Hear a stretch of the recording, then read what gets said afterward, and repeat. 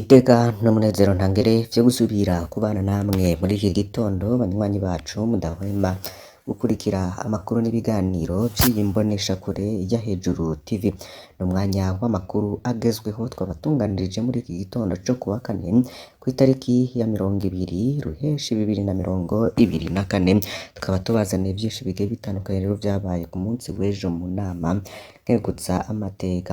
Kuri wa 19 Ruheshi 2024 abakenguza amateka barongowe n'umukuru w'inama nkenguza amateka Nyeniteka Emmanuel Sinzohagera bakurikiranye inyishu z'abashikiranganji babiri harimwo uwujejwe inyubakwa uwujejwe amasoko ntanganguvu ku bibazo vy'abakenguza amateka mu ntumbero yo gutanga umuco ku bibazo bihanze abenegihugu mu bisata bitandukanye vy'ubwo bushikiranganji barongoye.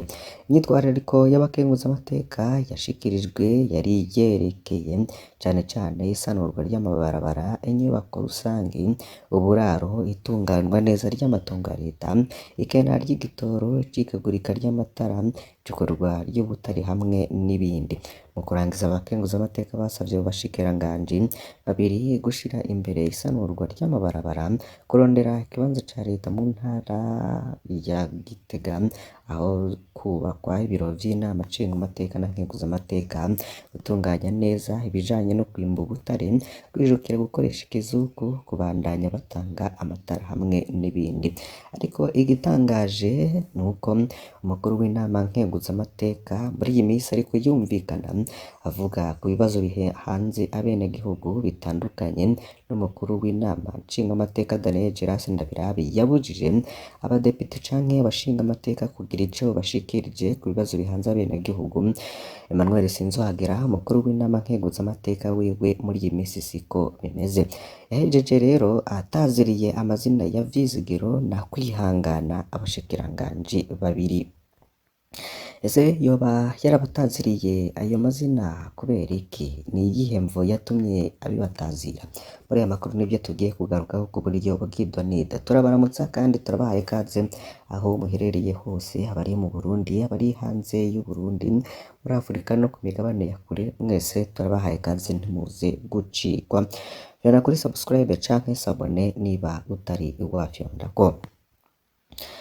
Umushikiranganji vyo ajejwe harimwo inyubakwa Dieudonné Dukundane yataziriwe akazina ka Vyizigiro. Nayo umushikiranganji mu vyo ajejwe harimwo ubutare n'agataka ni Engineer Ibrahim Uwizeye atazirwa akazina ka Kwihangana. Imvo yatumye rero umukuru w'inama nkenguza amateka Emmanuel Sinzohagera atazira amazina abo bashikiranganji babera, ni ukubera ko ariyo majambo abo bashikiranganji bagumye bagarukana cane aho bariko bishura ibibazo vy'inama nkenguza amateka kuri wa 19 Ruheshi 2024. Umukuru w'inama nkenguza amateka Emmanuel Sinzohagera yagize ati umushikiranganji w'inyubako yagumye akoresha cane ijambo twobizeza, rero twomutazira akazina kitwa Vyizigiro kuko yagumye atubwira ko yotwizeza kuva naho twamwakira ubwa mbere hose yagumye atwizeza, niyo mvo rero itumye tumwita Vyizigiro. Nayo ku ruhande rw'umushikiranganji vyo ajejwe harimwo ubutare n'agataka Emmanuel Sinzohagera yagize ati yagumye agarukana cane ijambo ryo kwihangana, rero nomwubahwa kwihangana. Niko rero umukuru w'inama nkenguza amateka Emmanuel Sinzohagera yatangaje atazira rero kwihangana, aritazira umushikiranganji vyo ajejwe harimwo ubutare n'agataka.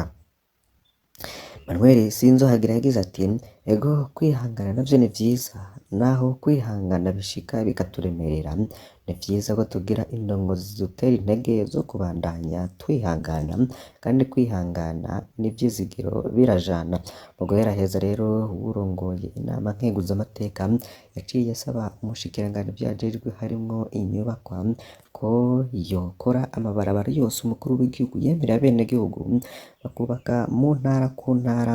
Iyi nyubako y'inama nshingamateka na nkenguza amateka bagatera iteka igihugu kandi bakiha n'ikiringo ca hafi bakajana n'umwanya, nayo umushikiranganji ajejwe harimwo ubutare n'agataka yamusavye ko yokwiha ikiringo kandi ca hafi kugira ngo umugambi wo gukoresha ibizuku uje mu ngiro vuba mu ntumbero yo gukingira ibidukikije.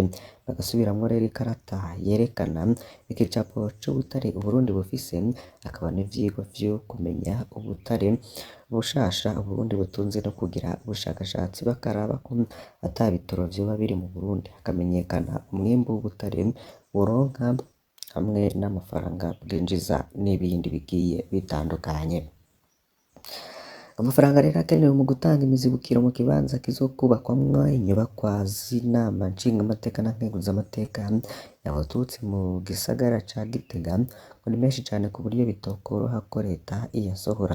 Ivyashikirijwe rero kuri uyu wa gatatu igenekerezo rya 19/2024 umukuru w'inama nkenguzamateka y'Uburundi Emmanuel Sinzohagera mu gihe abo bashikiranganji babiri harimwo uwujejwe inyubako Dieudonné Dukundane n'uwujejwe amazi ubutare n'agataka Ibrahim Uwizeye bataziriwe Vyizigiro na Kwihangana bari bariko barishura ibibazo vy'abakenguzamateka. Ubushikiranganji mu vyo hajejwe harimwo inyubako yamenyesheje ko imizibukiro ikenewe ingana n'amafaranga angana n'imiliyaridi imiliyaridi 28 miliyoni 132,490 ibihumbi, kandi ko mu mwaka w'amafaranga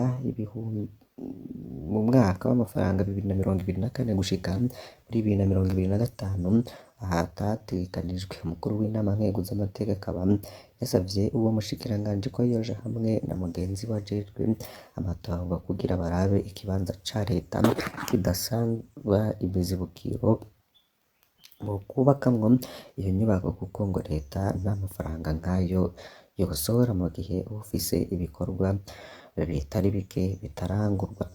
Umukuru w'inama nkenguzamateka Emmanuel Sinzohagera yasavye kandi umushikiranganji w'inyubako gukora ivyo bashoboye vyose kugira amabarabara umukuru w'igihugu yemeye kwiyamamaza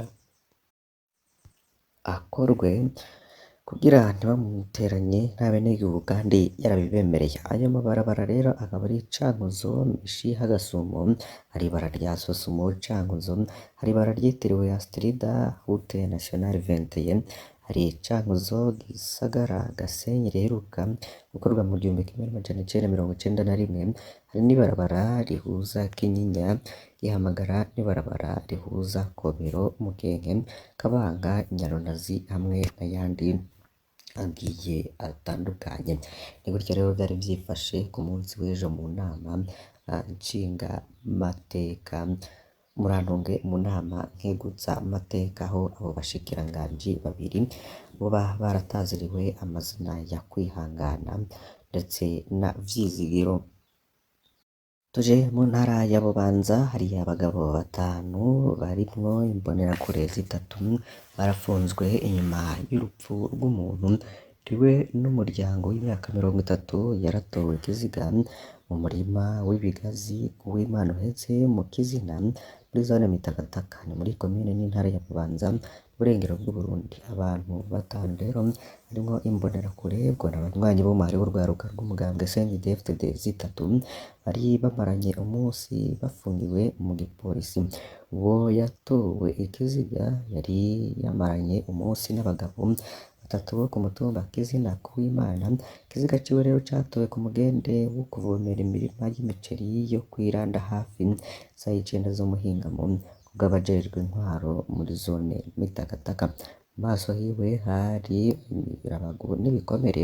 Uwo rero yariciwe ahandi ikiziga ciwe kizana gutabwa muri ico gice. Niko rero vyibazwa n'umwe mu bajejwe intwaro yavuganye n'ikinyamakuru SOS Media Burundi dukesha iyi nkuru. Rero umuryango rero yari umwubatsi yari yaje aho muri iyo zone gukora akazi. Umugabo rero yari yubatse akaba aturuka muri zone Rugari muri iyo ntara nyene. Kuva ico gihe abagabo 5 barahagaritswe bagizwe n'abagabo 2 bakorera kuri izine Yenga ibigazi biri hafi yahatowe ikiziga candiwe n'umuryango hamwe n'imbonerakure 3 zari zateramanywe n'uwo muhisi. Aba mbere rero bafashwe ku munsi wa mbere umugwi ugira kabiri wahagaritswe kuri uyu wa mbere, bose rero uko ari batanu bakaba bafungiye mu gasho k'igipolisi ca Bubanza bw'amasoko mu gipolisi. Niko rero vyoba vyifashe. Tubandanye rero n'ayandi makuru. Imwaro hariko haratangishwa ku nguvu intererano z'igikorane c'umukuru w'igihugu kiza gutangura uyu munsi. Abanyagihugu mu makomine agize intara ya Mwaro rero hagati mu Burundi baridoga, n'abajejwe intwaro mu makomine bariko babategeka kuriha intererano yo kwakira umuryango mukuru w'igihugu wateguye ikorane muri iyi ndwi turimwo. Harababaye cane hampande y'izo ntererano, abanyagihugu rero bakemeza ko bariko bategekwa kugura ibitenge bazokwambara muri ico gikorane. Ubwabo banyagihugu rero abajejwe intwaro bategeka kuriha amafaranga yo kwakira umukuru w'igihugu Evariste Ndayishimiye n'umupfasoni Angeline Ndayishimiye. Umuryango w'umukuru w'igihugu rero ukaba uza kuja i Nyabihanga muri iyo ntara nyene mu gikorane co guhimbaza imyaka ine maze ku butegetsi. Abagendanyi biwe rero bakaba bamaze kwerekana ko umwimbu wagenze neza muri iyo myaka ine yose, bakadondagura ibisata vya Nations Unies na Union Africaine Burundi bwagize amahirwe yo kurongora muri iyo myaka ine irangiye. Abakozi ba leta bose rero bakaba bariko barategekwa guterera amafaranga. Abigisha bo mu mashure shingiro bakaba batangishwa hagati y'ibihumbi 2 n'ibihumbi 5. Abarongoye ubuzi nabo bagatangishwa hagati y'ibihumbi 10 n'ibihumbi 200 y'amafaranga y'amarundi.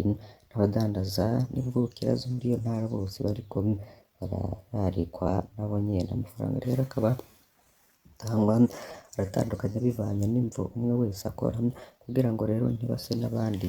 Bose bategerezwa kuriha igitenge ku mafaranga ibihumbi 12. Nivyo rero bizokwambarwa muri ico gikorane c'umukuru w'igihugu. Amasengesho rero akaba agiye kuba mu buzima bugoye kuko ubuzima bwarazimvye, ariko bariko badutegeka gutanga amafaranga yo kwakira umuryango w'umukuru w'igihugu utabuze na kimwe, no gusuzugura abantu bagowe.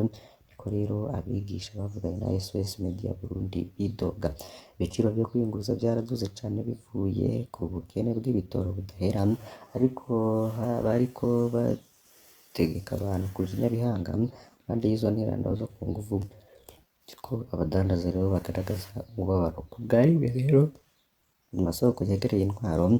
Igice kimwe c'ayo mafaranga atozwa kigenewe kwakira umuryango mukuru w'igihugu, ikindi naco rero kikazokoreshwa mu kugura ingabire zitandukanye zizohabwa umuryango w'umukuru w'igihugu. Naha duhereje amakuru yacu yari twabateguriye muri iki gitondo. Mbasabe kugira ngo ntimuze gucikwa n'ibindi tuza kubagezaho uyu munsi wose. Turi ku tariki ya 20 Ruheshi 2024. Imana ibahezagire.